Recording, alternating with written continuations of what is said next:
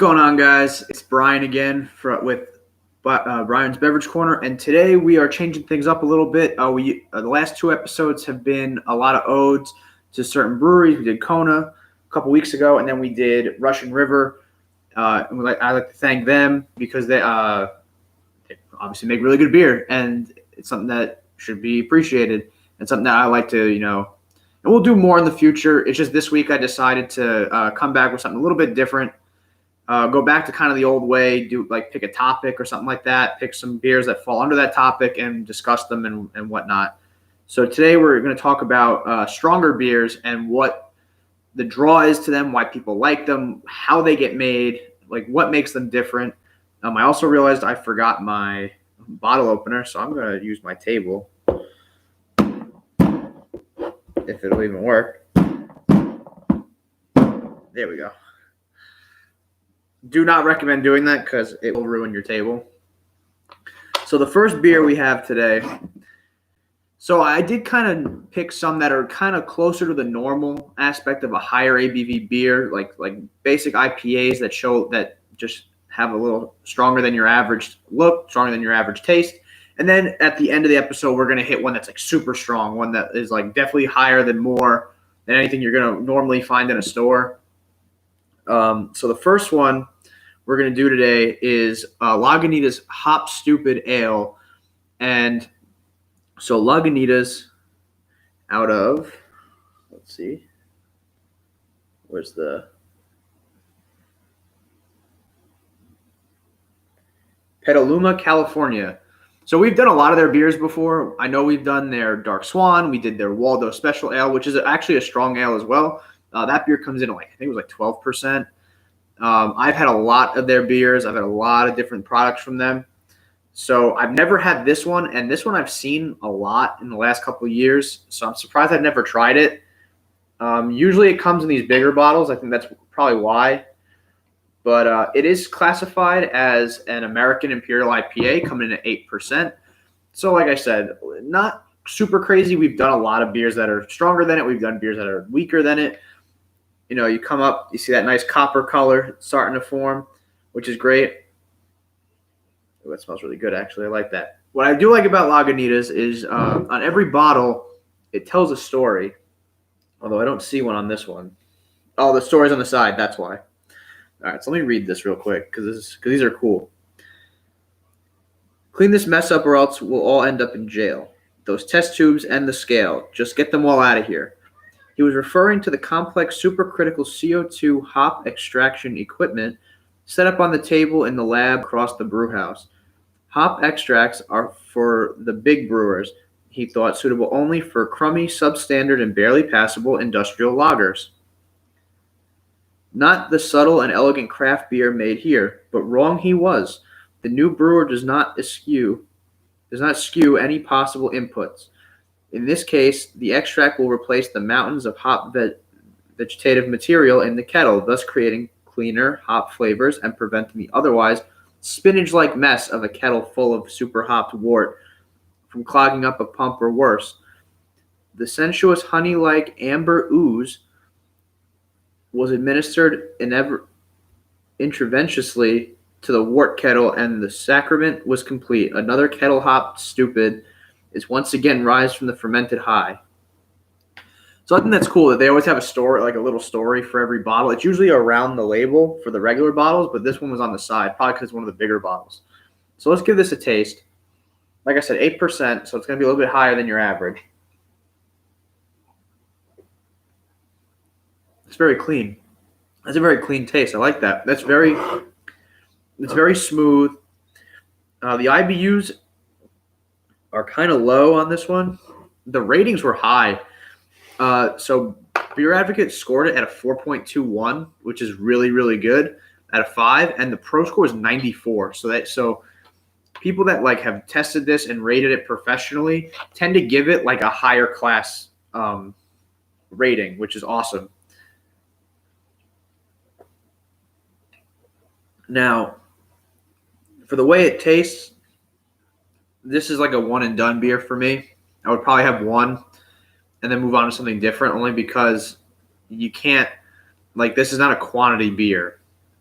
And I've said that all about a lot of beers I do on the show because this is a craft brew show. But every now and then you get something like the Brooklyn Summer or like a bigger name brand, like you get a 6-point, like a regular 6-point, the crisp or the sweet action that you could probably drink the whole 6-pack in a sitting and not bother your stomach or not be any like unease or anything like that.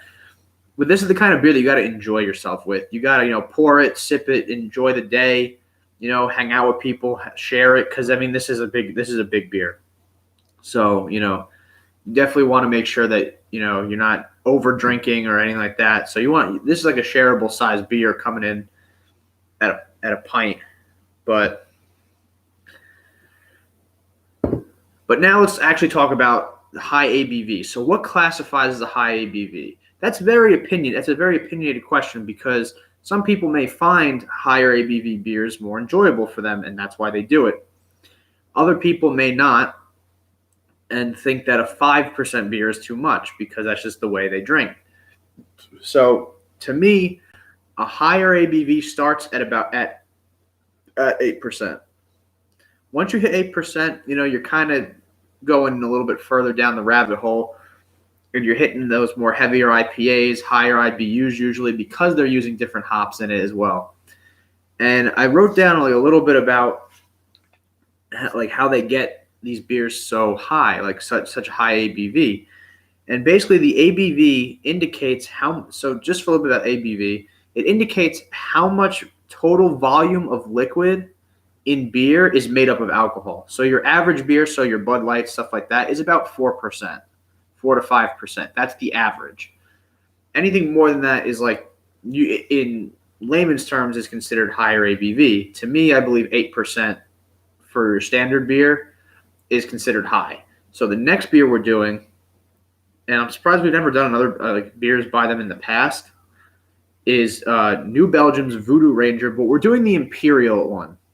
Sorry, that can's like reflecting off the light outside my balcony. So they do make the regular Voodoo Ranger, which I think comes in at 8%, still an IPA, but not an Imperial IPA.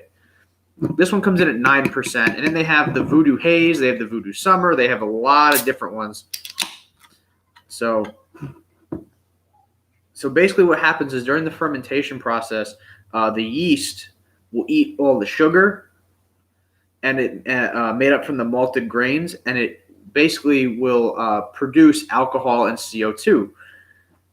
And that's how you get basically how you're like what you're able to. So New Belgium is out of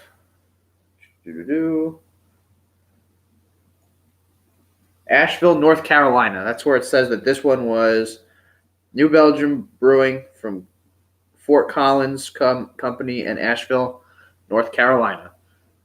So I'm surprised, like I said, I'm surprised we've never done beers by them because they have a lot of interesting ones. They have the Fat Tire. They have the Fat Tire Belgian. They have the Hemperor, which is the IPA brewed with hemp. You open that thing up, it smells like someone just broke out the weed. So I don't believe I've ever had the Imperial one. I think I've only had the regular one, and the regular one's still pretty good. But at 9%, let's see what this is at.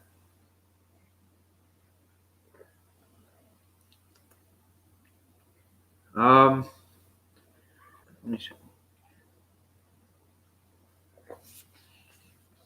Okay, that first time around, it seemed a little too subtle. I don't know.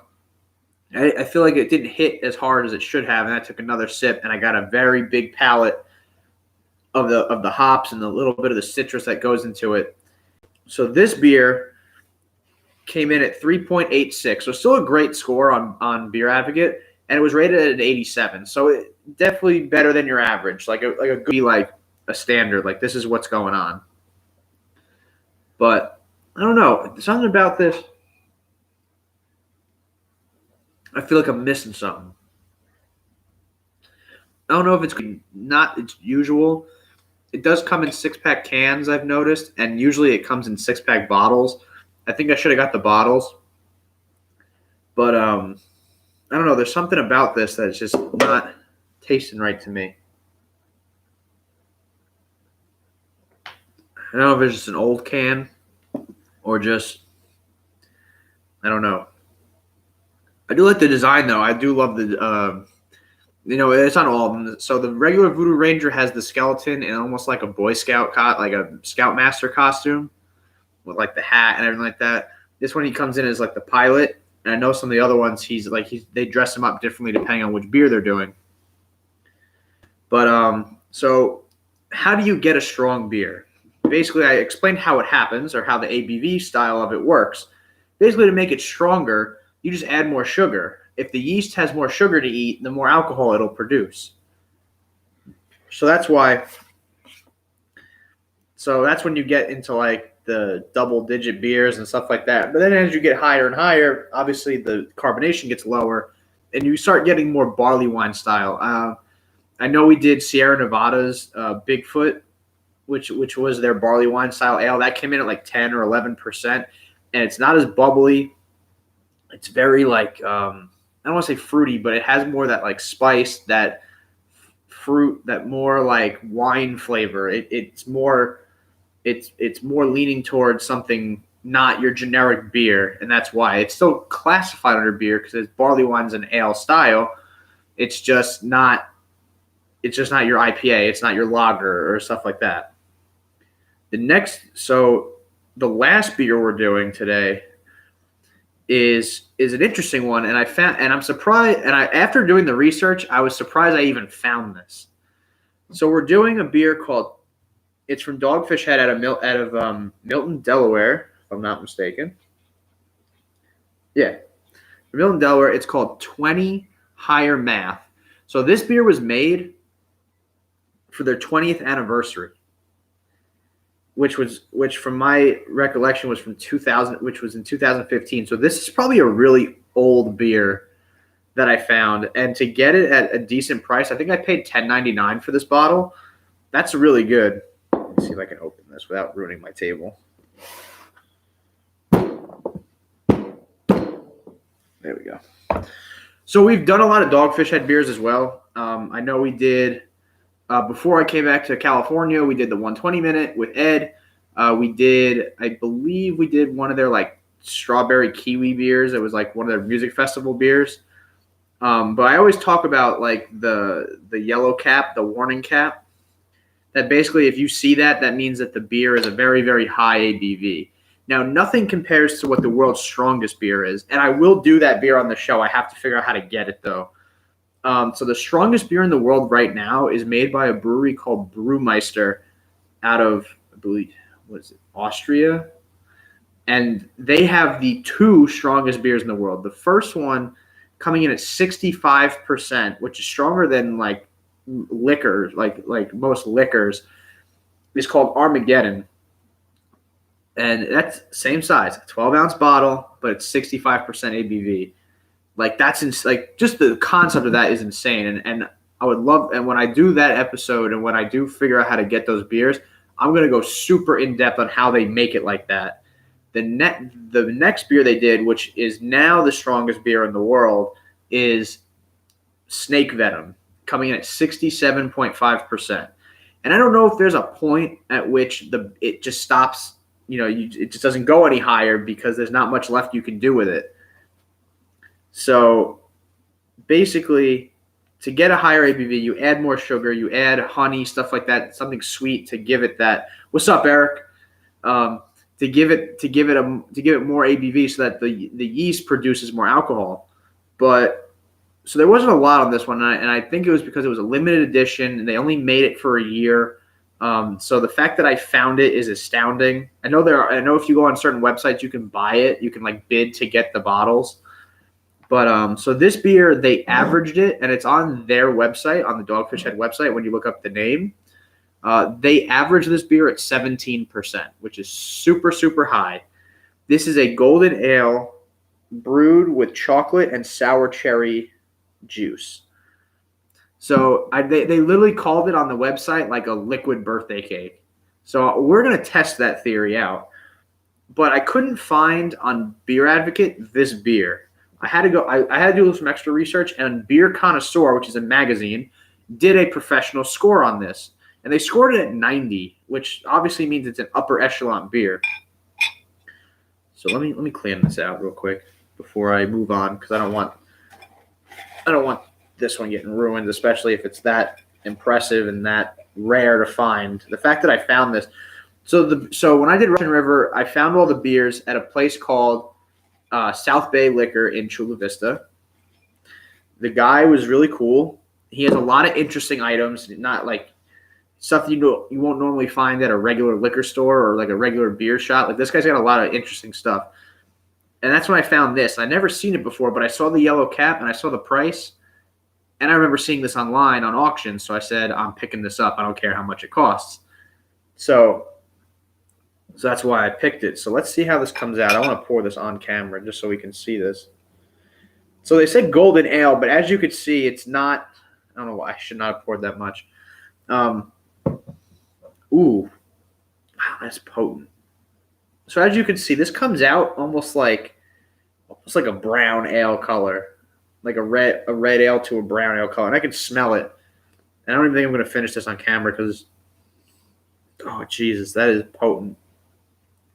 It smells like a barley wine. It has that like very hibiscus smell, like very fruity. Oh God, I'm like, I kind of don't even want to drink it right now, but you know, it's gonna be. Let me see.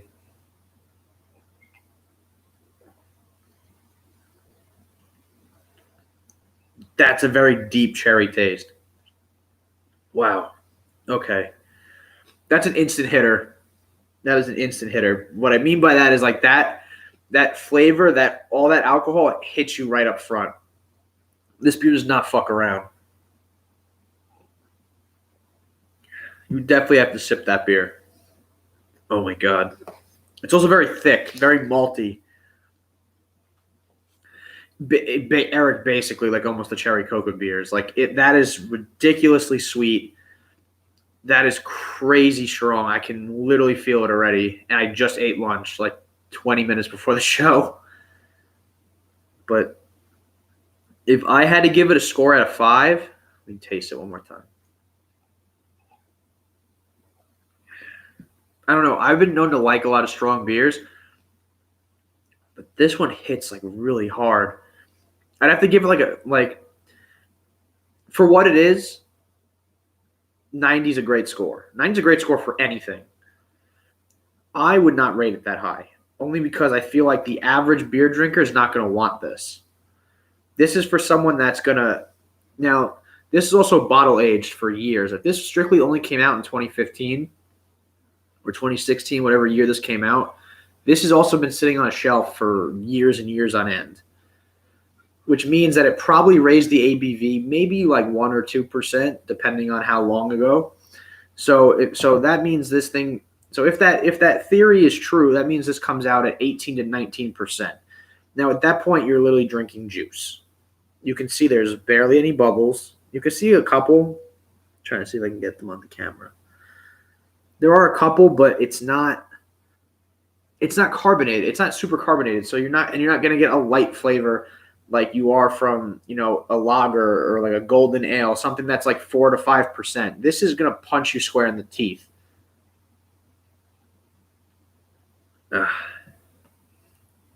It tastes like flat soda too. So it's brewed with chocolate and cherries. So that's why I'm getting all this like very sweet, fruity flavor. And maybe that's why like it's kind of hitting me a little bit harder because I'm not used to having like, and even with stouts, like that's normal for a stout, but like for a golden ale, that's not a normal flavor. If there wasn't chocolate and it was just sour cherries, a golden ale with sour cherries, and they made it that high, it would just be an incredibly high ABV sour at that point. So I rate a 5 at 3.3. I feel it's a good score. I believe it deserves better than average, if 3 is your average. But I don't think I would buy it again. But I will enjoy it because this is something. This was a rare find. Like I know people always tell me like, you know, some beers are rarer than others and it's expensive. But for 10 certain people reviewed it, that's incredible. But strong beers doesn't necessarily mean a good beer. We did in the first ever episode, we did a beer by Dark City Brewing called their DC BC3. Go check out the first episode if you want to see what I'm talking about. And the last beer, that beer was their 30-year anniversary strong ale. It came out jet black. It was 13%, but it was amazing. That was a good, strong beer. We did KBS on our seasonal episode from season 1, where we talked about what beers are like in different seasons and what's considered a seasonal, what's considered a year round. And that beer was the Kentucky Breakfast Stout with chocolate coffee, and it was really good. But that one was a heavy hitter as well. This one, I believe, if you got to drink this with somebody. And I'm saying that for a 12-ounce beer. That's the smallest beer. This the smallest beer volume-wise that we have on the show today. And I'm kind of upset I don't have anyone to share this with, because actually I don't even think people would want to drink a whole one of this. At least my friends, anyway. Maybe Eric. Eric would do it. But it's interesting to see how breweries make these strong ales and these strong brews. And if you go out to your liquor store, your local liquor store, your beer shop, anything that you can find like craft beer at, look at, like, really read the labels, really read the ABV.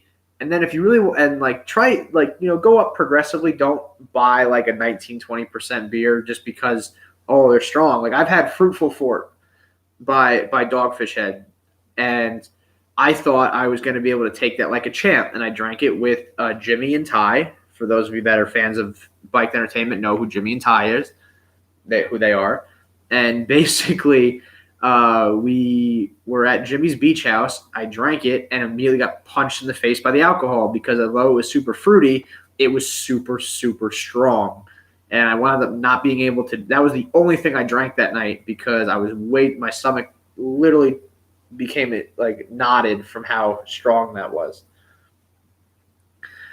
But yeah, that's a lot. I mean, I did a lot. I did a little bit of research. There's not that much to how strong, like how to make a strong beer, how to make a strong ale, how to make like a high ABV IPA.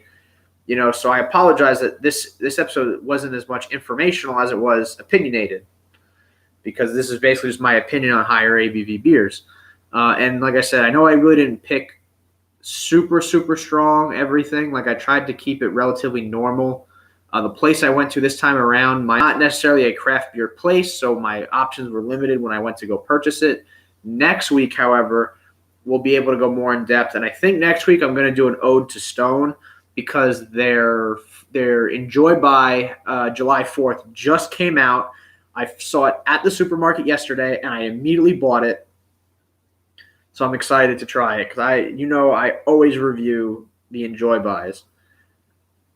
And I have not missed one, I think, in a year or two, like 2 years. I don't think I've missed one Enjoy By ever. And we'll do an ode to them. I'll get either their variety pack, or actually they're super close by where I'm from. I'm in San Diego. For those of you that don't know, that I know I always say I moved to California, but I'm in San Diego. So once again, for the people that joined in today, I know it wasn't that many today. This episode was kind of thrown together last minute. Thank you for coming out, supporting the show. For those of you that tune in not during the live stream, thank you for watching. And I apologize that like I said, this episode is not as very much informational as it was opinionated, because of the short time frame I had to make the video. Next week, I will give you guys, the top quality that you guys deserve. We are going to do Stone. I'm going to put it down in not in writing, but in speech on the internet, so it's out there for everyone. I will be doing a Stone Brewery Spotlight next week. Until then, thank you guys for coming out. Drink safely and enjoy the rest of your day. Love you too, Eric.